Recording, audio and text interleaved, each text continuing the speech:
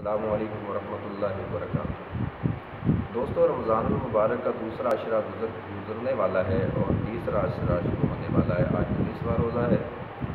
رسول اللہ صلی اللہ علیہ وسلم کے متعلق یہ جو آخری عشرہ ہے اور تیسرا عشرہ ہے رمضان المبارک کا، اس کی آپ صلی اللہ علیہ وسلم نے بہت زیادہ اہمیت ہے۔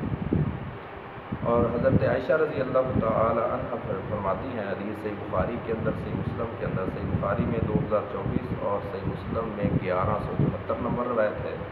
فرماتی ہیں کہ رسول اللہ صلی اللہ علیہ وسلم کی حالت رمضان کے آخری عشرے کے اندر کیا ہوتی تھی؟ ان النبی صلی اللہ علیہ وسلم کان اذا دخل العشر احیا لیلہ، جب آخری عشرہ آ جاتا تو رات کی نیند کو ختم کر دیتے اور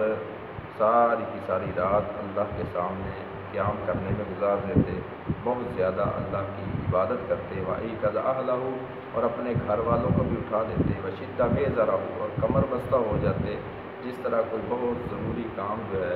وہ آن پہنچا ہے اور بندہ،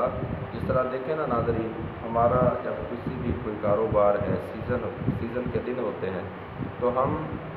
ان دنوں کے اندر اپنی نیند کا دورانیہ بھی کم کر دیتے ہیں، دوسری مصروفیات کو کم کر کے اپنے کاروبار کو زیادہ وقت دیتے ہیں۔ تو یہ آخری عشرہ جو رمضان المبارک کا ہے،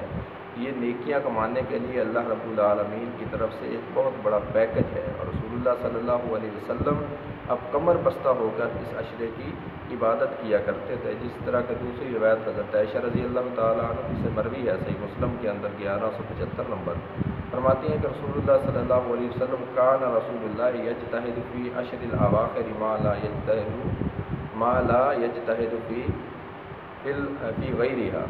کہ رسول اللہ صلی اللہ علیہ وسلم جو محنت، جو مشقت، جو عبادت اللہ کی آخری عشرے میں کرتے، دوسرے دو عشروں میں اتنی محنت اور اتنی مشقت نہیں کیا کرتے تھے۔ تو یہ عشرہ جو آنے والا ہے، اس کے اندر لیلۃ القدر بھی ہے، اور وہ 5 طاق راتوں کے اندر کوئی بھی ہو سکتی ہے،